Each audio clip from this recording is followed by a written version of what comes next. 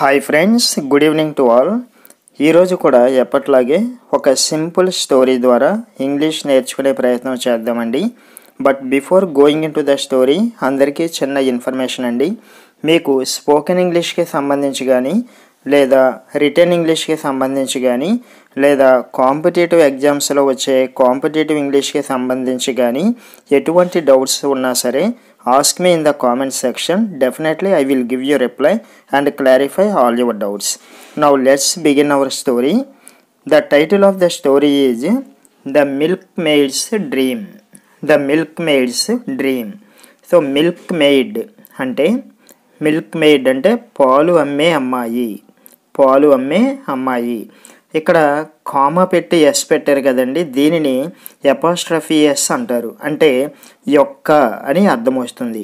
అంటే పాలు అమ్మే అమ్మాయి యొక్క డ్రీమ్ అంటే కళ, అంటే ఒక పాలు అమ్మే అమ్మాయి యొక్క కళ అని అర్థమండి.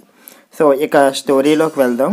అయితే ఈ స్టోరీ చెప్పమని కొంతమంది మన సబ్స్క్రైబర్స్ అడిగారండి, అందుకని నేను ఈ స్టోరీ ఈరోజు చేస్తున్నాను అనమాట.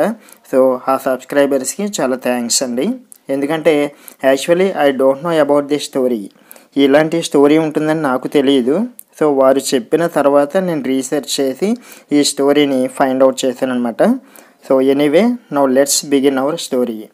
Radha was a milk maid. Radha was a milk maid అంటే రాధ అనే అమ్మాయి ఒక పాలమ్మే అమ్మాయిగా ఉండేది. ఇక్కడ WAS వాజ్ అంటే ఉండడము అని అర్థమండి.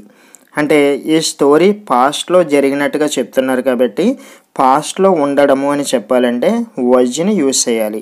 ఓకే, అంటే రాధ అనే ఒక అమ్మాయి పాలమ్మే అమ్మాయిగా ఉండేది. ఓకే, ఒకవేళ ఇదే స్టోరీని ప్రజెంట్లో చెప్తున్నారనుకోండి, అప్పుడు Radha is a milk maid అని ఈజ్ యూజ్ చేస్తామన్నమాట. సో ఇది పాస్ట్లో జరిగిన స్టోరీ కాబట్టి Radha was a milk maid. She was carrying a pot of milk. So she అంటే ఆమె, షీ వాజ్ క్యారీయింగ్ అంటే మోయడము, ఏ పాట్ ఆఫ్ మిల్క్ అంటే ఒక పాల కుండని మోస్తూ ఉన్నది. ఓకే, ఒకరోజు ఆమె ఒక పాల కుండని మోస్తూ ఉన్నది. She had to deliver milk to her customers in a nearby village. So she had to deliver milk. Okay, అంటే ఆమె, ఆ అమ్మాయి పాలు ఇవ్వవలసి ఉంటుంది. ఇక్కడ డెలివర్ అంటే తీసుకెళ్ళి ఇవ్వడం అనమాట. ఇవ్వవలసి ఉంది ఎవరికి? Her customers in a nearby village. Nearby అంటే దగ్గరలో ఉన్నటువంటి ఒక గ్రామంలో, దగ్గరలో ఉన్న ఒక గ్రామంలో ఉన్నటువంటి తన యొక్క కస్టమర్స్కి అంటే వినియోగదారులకి మిల్క్ని డెలివర్ చేయవలసి ఉన్నదన్నమాట. అయితే ఇక్కడ మీకు చూడండి, హ్యాడ్ టు అని యూజ్ చేసాం కదా. సో హ్యావ్ టుకి పాస్ట్ ఫామ్ హ్యాడ్ టు అండి. అంటే ప్రజెంట్లో మనం ఏదైనా ఒక పని చెయ్యాలి అన్నప్పుడు హ్యావ్ టు యూజ్ చేస్తాము. ఫర్ ఎగ్జాంపుల్, నేను వెళ్ళాలి అని చెప్పాలంటే I have to go. Okay, మనము ఇంగ్లీష్ మాట్లాడాలి అని చెప్పాలంటే we have to speak in English. So ఈ హ్యావ్ టుకి పాస్ట్ ఈక్వివాలెంట్ ఏమిటంటే హ్యాడ్ టు అనమాట. అంటే ఆమె మిల్క్ని డెలివర్ చేయవలసి ఉన్నది పాస్ట్లో. Okay, as she was walking she kept on dreaming. So అలా మిల్క్ తీసుకెళ్ళి ఇవ్వవలసి ఉంది కాబట్టి యాజ్ షీ వాజ్ వాకింగ్, ఆమె ఆ పాలకుండని నెత్తి మీద పెట్టుకుని, తల మీద పెట్టుకుని నడుస్తూ వెళ్తూ ఉన్నప్పుడు, ఇక్కడ యాజ్ అంటే అప్పుడు అని అర్థం చేసుకోవాలండి. ఆమె అలా నడుస్తూ వెళ్తున్నప్పుడు షీ కెప్ట్ ఆన్ డ్రీమింగ్, ఆమె కలలు కంటూ ఉన్నది. సో కెప్ట్ ఆన్ అంటే కీప్ అనే వెర్బ్కి పాస్ట్ ఫామ్ కెప్ట్ అండి. అంటే కీప్ ఆన్ అంటే ఏదైనా ఒక పని కంటిన్యూ చేయడము అంటే కొనసాగించడము అని అర్థం కదా. సో ఇదే కెప్ట్ ఆన్ అయిందనమాట పాస్ట్లో. డ్రీమింగ్ అంటే కలగనడము. ఆమె అలా నడుస్తూ ఉన్నప్పుడు కళ కంటూ ఉన్నదనమాట. ఏంటా కళ అనేది నెక్స్ట్ పేరాలో మనకి వస్తుందన్నమాట. But before going in to the next para, so అందరికీ ఒక చిన్న రిక్వెస్ట్ అండి, మీరు ఈ వీడియోని చూస్తున్నారు కదా, తప్పకుండా ఒక చిన్న లైక్ చేయండి. ఎందుకంటే మీరు ఎంత ఎక్కువ మంది లైక్ చేస్తే ఈ వీడియో యూట్యూబ్లో అంత ఎక్కువ మందికి రికమెండ్ అవుతుందండి. సో దట్ మీలా ఇంగ్లీష్ నేర్చుకోవాలనుకునే వారికి కూడా యూజ్ అవుతుంది. కాబట్టి మీరు అందరూ లైక్ చేస్తారని ఆశిస్తున్నాను. ఓకే, ఆమె పాలకుండని తన తల మీద పెట్టుకుని అలా నడుస్తూ ఏవో కలలు కంటూ వెళ్తూ ఉన్నదన్నమాట. అలా వెళ్తూ ఉన్నప్పుడు she said to herself, ఆమె సెడ్ అంటే చెప్పడం అనమాట. She said to herself అంటే తనకు తానే చెప్పుకుంటోంది, అంటే ఇక్కడ తనలో తాను అనుకుంటోంది అని అర్థం చేసుకోవాలండి. ఓకే, ఇంగ్లీష్ ఎప్పుడు కూడా కాంటెక్చువల్గా మనం అర్థం చేసుకోవాలి. ఆమె తనలో తాను ఏమనుకుంటోందంటే, with the money I get from selling this milk I will buy some eggs. ఇక్కడ బిజీ అని పడిందండి, ప్రింటింగ్ మిస్టేక్, బై అనమాట, బియువై బై. సో ఆమె ఏమనుకుంటోంది, with the money I get from selling this milk. Selling అంటే అమ్మడము, అంటే ఈ పాలు అమ్మడం ద్వారా నాకు వచ్చే డబ్బులతో. ఓకే, విత్ అంటే తో అనమాట. ఓకే, ఇక్కడ గెట్ అంటే పొందడము, అంటే ఈ పాలు అమ్మడం ద్వారా నాకు వచ్చే డబ్బుతో I will buy some eggs. Okay, నేను కొన్ని గుడ్లను కొంటాను, అంటే కొన్ని కోడి గుడ్లను కొంటాను. ఇంకా ఏమనుకుంటోంది, the eggs will hatch into fine chicken. Okay, అప్పుడు ఆ ఎగ్స్ విల్ హ్యాచ్, హ్యాచ్ అంటే పొదగడము, అంటే గుడ్లు పొదిగినప్పుడు అందులోంచి పిల్లలు వస్తాయి కదండి, అలా పొదగడాన్ని హ్యాచ్ అంటారు. ద ఎగ్స్ విల్ హ్యాచ్ అంటే ఆ గుడ్లు పొదగబడి ఇంటూ ఫైన్ చికెన్. చికెన్ అంటే కోడి పిల్లలు, అంటే ఫైన్ అంటే మంచి, మంచి కోడి పిల్లలు అందులోంచి ఆ గుడ్లలోంచి వస్తాయి. ఇంకా ఏమనుకుంటుంది, అప్పుడు the chicken will grow into hence.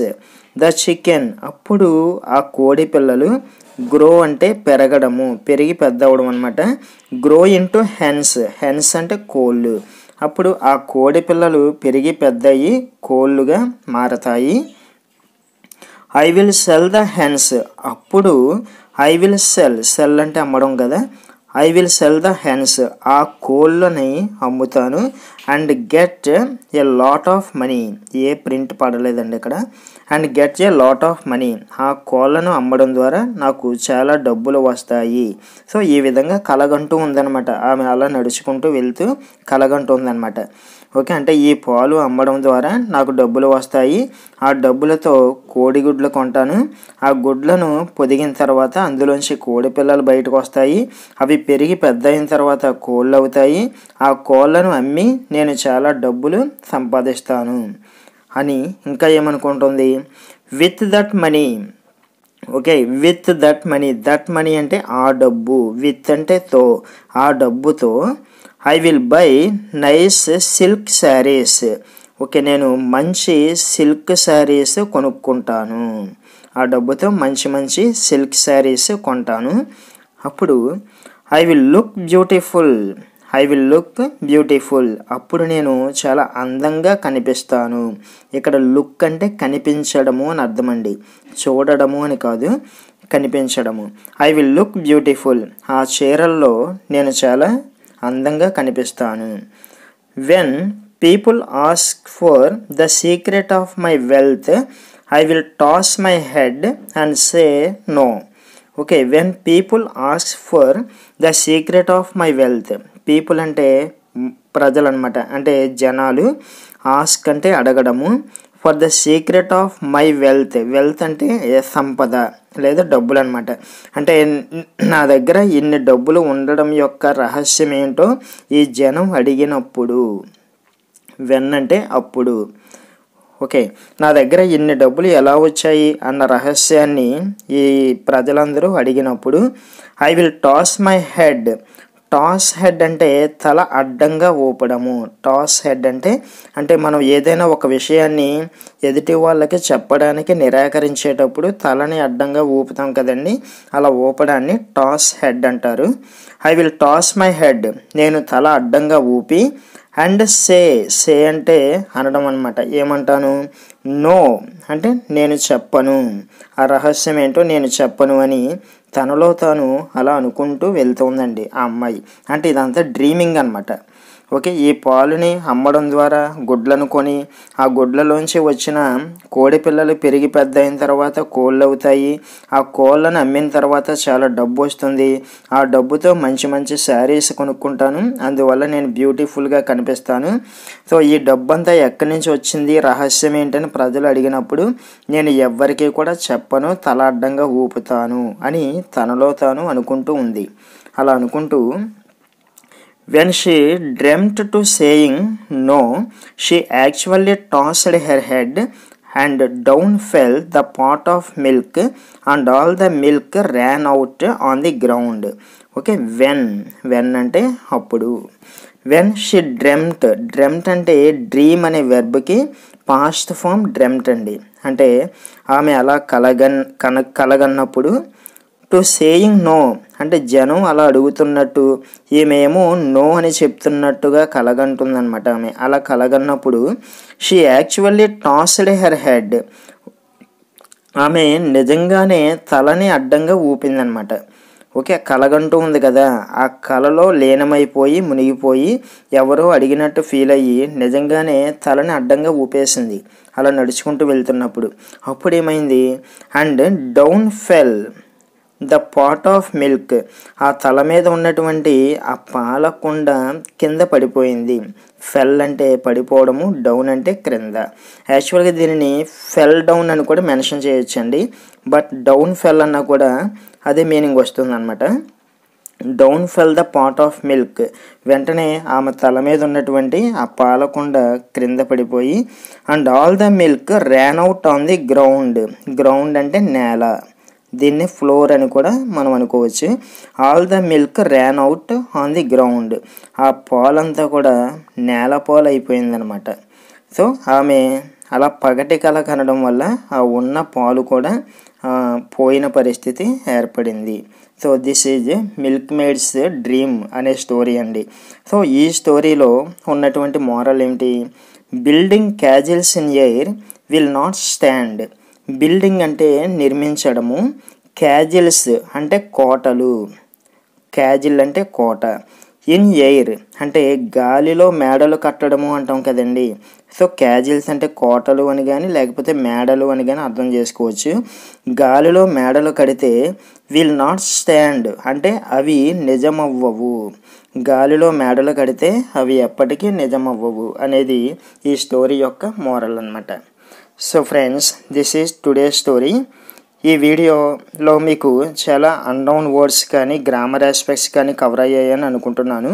So వీటికి సంబంధించి మీకు ఎటువంటి డౌట్స్ ఉన్నా సరే కామెంట్స్లో అడగండి, డెఫినెట్గా నేను మీకు రిప్లై ఇస్తాను. అండ్ టుమారో మరో మంచి ఇంట్రెస్టింగ్ స్టోరీతో మళ్ళీ కలుద్దాము. మీకు ఈ వీడియో కొంచెమైనా యూజ్ అవుతుంది అనుకుంటే తప్పకుండా లైక్ చేయండి, షేర్ చేయండి. And if you are watching our channel for the first time, please subscribe to our channel and activate the bell icon so that you will get notified whenever I upload a video. Thank you so much for watching.